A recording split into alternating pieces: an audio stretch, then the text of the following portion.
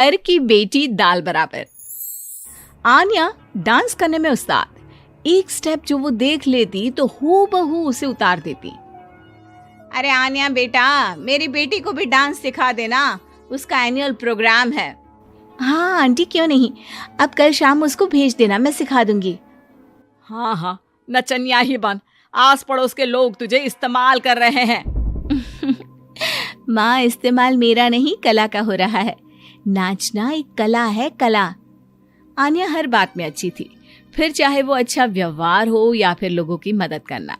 वो हमेशा खुद के शौक को पूरा करने के लिए व्यस्त रहती, लेकिन घर वालों को तो उसका ये काम सिर्फ समय की बर्बादी लगता है।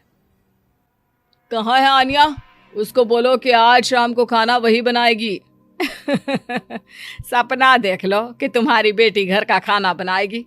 अरे आसपास के लोगों का काम करने से उसे फुर्सत मिले तब तो कहीं जाकर वो हमारे घर का काम करेगी ना। देखो ना, इकलौती बेटी, ऊपर से गैर जिम्मेदार, अब करे तो क्या करे।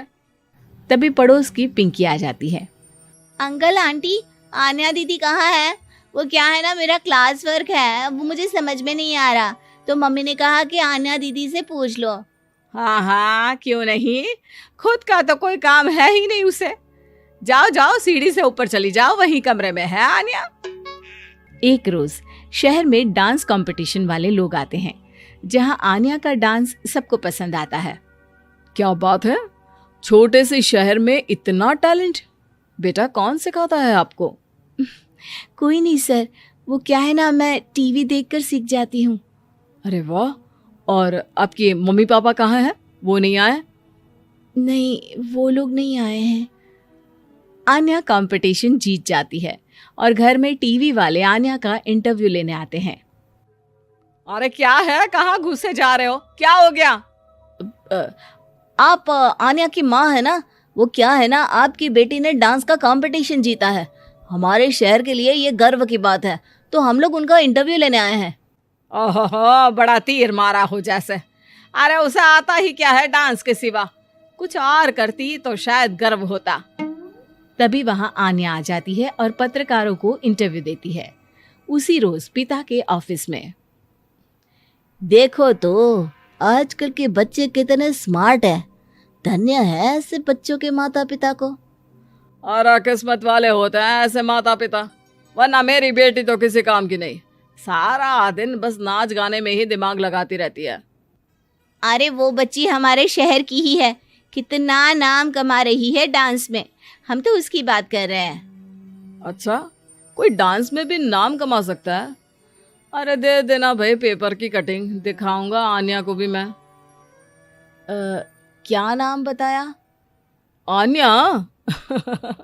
यही तो नाम है मेरी बेटी का, आन्या शर्मा। बड़े उम्मीद से रखा था कि कुछ अच्छा नाम कमाएगी, लेकिन नहीं।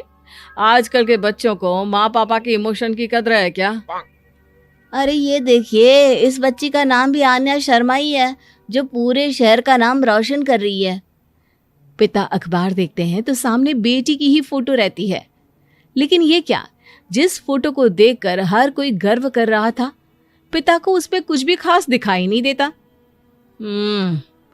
हमारी ही औलाद है ये, पता नहीं कब कहाँ जाकर नाम लिखवाती है, मुझे तो पता भी नहीं है।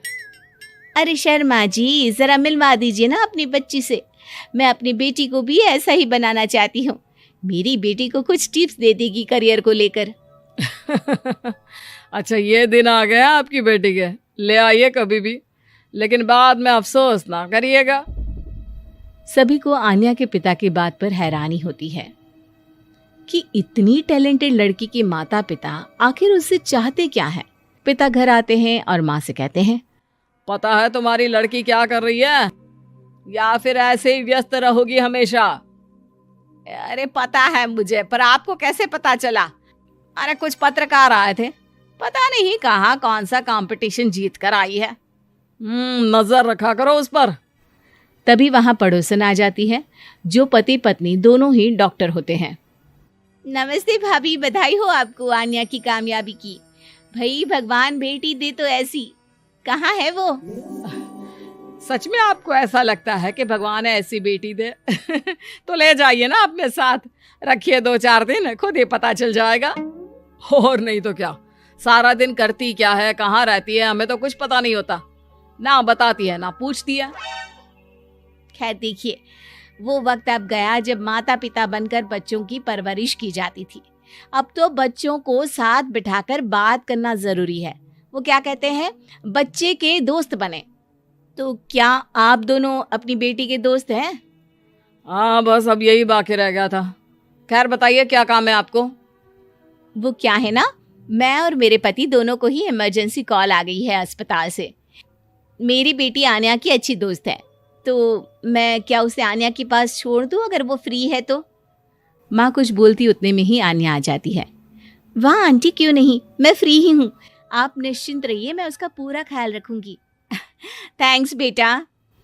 वो अपनी बेटी उनके घर छोड़ जाती है, जो आन्या की उम्र की ही होती है। ये क्या मजाक है आन्या? हम लोगों को सोना भी होता है और हर घर का अपना कायदा होता है। मुझे बिल्कुल पसंद नहीं है कि तुम किसी को भी घर में घुसा लो। धीरे बोलिए पापा, कैसी बात कर रहे हैं? अंकल आंटी डॉक्टर है, पता है ना डॉक्टर का फर्ज क्या होता है। अगर वो किसी की जिंदगी बचा रहे हैं तो क्या हमारा फर्ज नहीं बनता कि हम भी उनकी किसी न किसी तरह से मदद करें? आपको तो पता है घर पर अकेले रहना कितना अनसेफ है। हाँ, तो दुनिया को सेफ करने का जिम्मा तू नहीं ले रखा है?